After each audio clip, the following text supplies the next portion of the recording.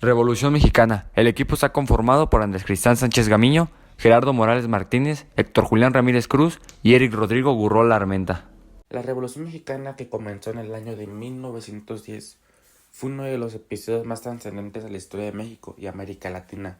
Se trató de un conflicto social, político y armado que buscaba transformar profundamente las estructuras del poder del país, enfrentándose a diversos sectores de la sociedad contra un régimen autoritario, encabezado por el dictador Porfirio Díaz.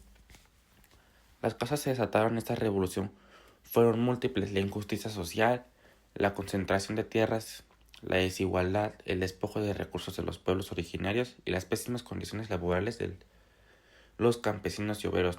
Este proceso, que extendió por más de una década, dejó una huella imborrable en la nación mexicana. Porfirio Díaz, nacimiento el 15 de septiembre de 1830, Oaxaca de Juárez, fallecimiento 2 de julio de 1915, París, Francia. Porfirio Díaz fue un político militar que destacó en diversos hechos de armas y procesos políticos de relevancia para la historia nacional. Su carrera como militar comenzó en 1854, cuando se adhirió el Plan de Ayutla, mediante el cual se desconoció el gobierno del general Antonio López de Santana. Durante la Guerra de Reforma de 1857 a 1860 fue gobernador y comandante militar del Istmo de Oaxaca y logró alcanzar el grado de coronel en 1861. Fue electo diputado al Congreso de la Unión, cargo que dejó para combatir a las fuerzas conservadoras en México, y en agosto de ese año obtuvo el grado de general de la Brigada. Durante la Segunda Intervención Francesa combatió junto al ejército republicano y destacó por su participación en diversos hechos de armas, entre ellos la Batalla de Puebla del 5 de mayo de 1862. En los meses de marzo a mayo de 1863 participó en el sitio de Puebla, acción en la que se fue prisionero por los franceses. Sin embargo, al ser conducido al puerto de Veracruz para su auxilio, logró escapar y continuó su lucha a favor de la resistencia de la República. Debido a su participación en diversos hechos de armas, el presidente Benito Juárez lo reconoció, otorgándole el grado de general de división el 10 de octubre de 1863. Francisco I. Madero nace el 30 de octubre de 1873 en Parras de la Fuente, Coahuila. Muere el 22 de febrero de 1913 en la Ciudad de México. Publica el libro La sucesión presidencial en 1910, en la que critica la dictadura de Porfirio Díaz y pide elecciones libres y democráticas en México. Madero es postulado como candidato a la presidencia por el partido antirreeleccionista, enfrentándose directamente a Porfirio Díaz. Sin embargo, es arrestado y vuelve a ganar Díaz. Escapa de prisión huyendo a Estados Unidos, creando el Plan de San Luis, convocando al pueblo de México a levantarse en armas el 20 de noviembre de 1910. Y así derroca a Porfirio Díaz.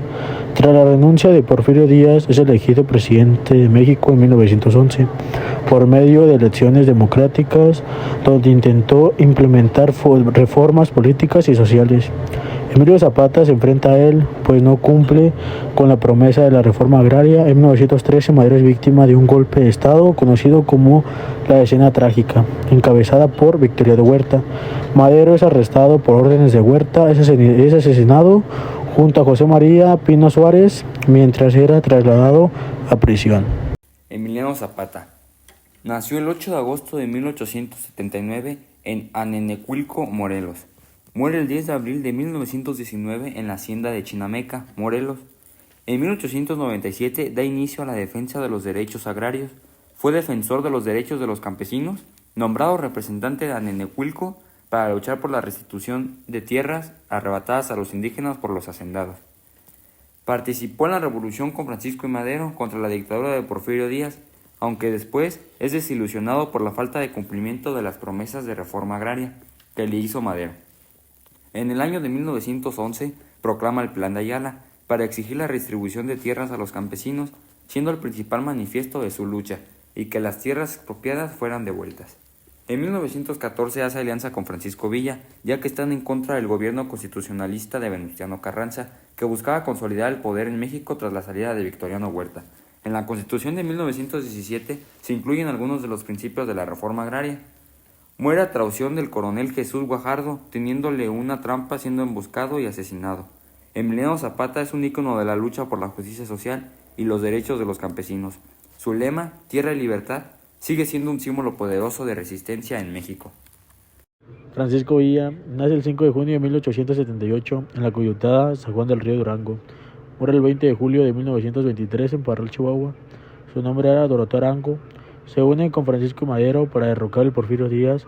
En este periodo adopta el nombre de Francisco Villa, destacando como líder militar por su valentía y habilidades. Lucha contra Victoriano Huerta después del asesinato de Madero y la toma de poder, comandando la División del Norte.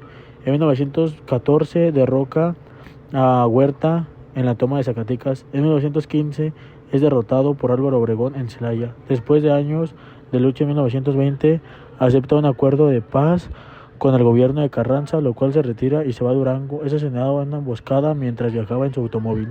Pascual Orozco Nace el 23 de marzo de 1845 en Colotlán, Jalisco. Muere el 13 de enero de 1916 en El Paso, Texas, Estados Unidos. Comenzó su carrera militar con Porfirio Díaz en contra de los indígenas. Al salir Díaz, él continúa con el ejército apoyando a Francisco Madero, defendiéndolo de Pascual Orozco. Con la escena trágica, la que encabezó y donde traicionó a Madero, se autoproclama presidente con un régimen autoritario, lo que provocó que Venustiano Carranza proclamara el Plan de Guadalupe, al que se le unió Francisco Villa, Emiliano Zapata y Álvaro Obregón, lo que lo hacen débil y decide renunciar en 1914 para posteriormente huir a Europa. Huerta intenta regresar a México en 1915, pero es detenido en El Paso, Texas. Muere en prisión por complicaciones de salud y aunque es incierto, se cree que fue por una cirrosis renal. Venustiano Carranza. Nace el 29 de diciembre de 1859 en Cuatro Ciénegas, Coahuila. Muere el 21 de mayo de 1920 en Tlaxcalatongo, Puebla. Fue presidente electo en 1887 de su ciudad natal y en 1908 fue gobernador interino de Coahuila en ausencia de Miguel Cárdenas. Se une a Madero, pero tras ser asesinado, formula el Plan de Guadalupe siendo líder de los constitucionalistas. Vence a Victoriano Huerta, también se enfrenta a Emiliano Zapata y a Francisco Villa, que apoyarán la Convención de Aguascalientes. Promulga la Ley Agraria en 1915, en la que reconocen los derechos de los campesinos y trabajadores. Impulsor de la Constitución de 1917. Fue presidente de México representando al Partido Liberal Constitucionalista 1917 a 1920. Se enfrenta a Plutarco Elías Calles y a Álvaro Obregón. Se ve presionado y huye. Lo asesinaron con el grito de «Muera Carranza, viva Obregón». Álvaro Obregón. Nace el 19 de febrero de 1880 en Navojoa, Sonora. Muere el 17 de julio de 1928 en San Ángel, Ciudad de México. Formó una fuerza de 300 indios yaquis en apoyo a Francisco y Madero, enfrentándose a Pascual Orozco, apoyo a Venustiano Carranza, a someter las fuerzas de Francisco Villa y Emiliano Zapata, perdiendo el brazo derecho en una batalla contra Villa. Participó en el plan de Agua Prieta, donde derrocó a Carranza, donde fue triunfante como presidente en 1920. Durante su mandato estableció el país y promovió la reforma laboral, educativa y agraria. Estableció normas para la elección de diplomáticos. Tras ser reelegido en 1928, es asesinado en el restaurante La Bombilla por un dirigente de la quemarropa. Plutarco Elías Calles. Nace el 25 de septiembre de 1877 en Guaymas, Sonora. Muere el 19 de octubre de 1945 en Ciudad de México. En 1912 se une a Francisco y Madero para luchar contra Pascual Orozco. Fue gobernador de Sonora y Venustiano Carranza le encargó la Secretaría de Industria y Comercio. Obregón lo hace partícipe de sus elecciones y cuando gana la presidencia lo nombra jefe de la gobernación y en 1923 se retira para hacer gira como candidato para presidente de México. Es presidente del 1 de diciembre de 1924 al 30 de noviembre de 1928, en donde reestructura la economía, la reforma agraria y la organización de obreros y campesinos. Construyó la carretera de México a Acapulco y fundó instituciones de crédito. Fue el precursor de la Guerra Cristera, por sus enfrentamientos con la Iglesia Católica. Dio origen al Partido Nacional Revolucionario, PNR. Se le llama jefe máximo ya que tuvo control político de México hasta 1934. La Revolución Mexicana, a pesar de su complejidad y las múltiples facciones que intervinieron en ella, representó un proceso de transformación profunda para el país. Aunque no logró cumplir con sus objetivos como una reforma agraria, sí estableció bases para la creación de un nuevo sistema político y social, la Constitución de 1917, que surgió de este proceso, incorporó derechos sociales fundamentales como el derecho al trabajo, la educación y la propiedad, que fueron clave para el futuro de México. La Revolución Mexicana fue sin duda un parteaguas en la historia del país, ya que permitió sentar las bases de México moderno, aunque también dejó secuelas de la violencia que perjudicaron durante décadas. Revolución. Cambio profundo, generalmente violento, en las estructuras políticas y socioeconómicas de una comunidad nacional. Plan de Guadalupe. Escrito por Carranza en Coahuila en el año de 1913, este plan desconocía a Victoriano Huerta como presidente de la República. Desconocía también a los poderes legislativo y judicial y a los gobiernos estatales que reconocieran a Huerta. Nombraba a Venustiano Carranza primer jefe del ejército constitucionalista y señalaba que al ocupar la Ciudad de México, Carranza se encargaría interinamente del poder ejecutivo y convocaría elecciones. Ley agraria.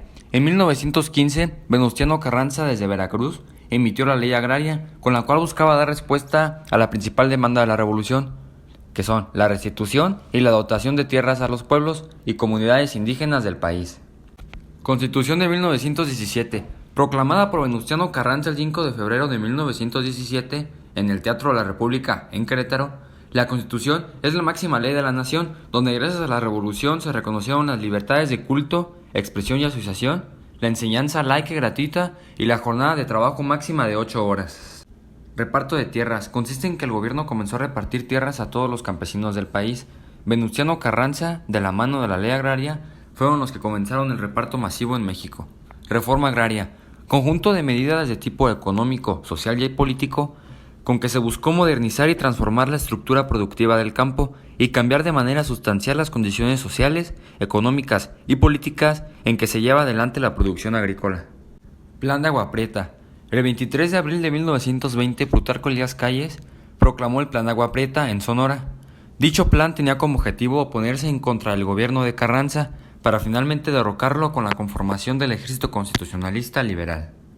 Plan de San Luis, creado por Francisco I. Madero en 1910, este documento llama al pueblo a un levantamiento en armas para acabar con la dictadura de Porfirio Díaz y establecer elecciones libres y democráticas.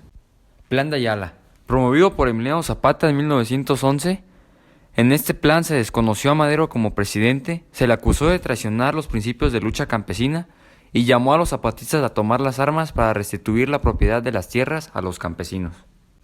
Plan de la Empacadora, un grupo de revolucionarios encabezados por Pascual Orozco, elaboraron en 1912 en Chihuahua el Plan de la Empacadora, donde se acusa a Madero de traicionar el Plan de San Luis, por lo que desconocieron al gobierno maderista y a los poderes legislativo y judicial. Decena trágica, llamados así a los 10 días de continuos combates del 9 al 18 de febrero de 1913, donde los generales retirados Manuel Mondragón, Bernardo Reyes, Félix Díaz y una fracción del Ejército Federal se levantaron en armas contra el gobierno de Francisco I. Madero. Convención de Aguascalientes. En 1914, en la ciudad de Aguascalientes, se reunieron los representantes de los movimientos revolucionarios del constitucionalismo, villismo y zapatismo, con el objetivo de consolidar las facciones y fijar los fines de la revolución, aunque el primer objetivo fue inútil.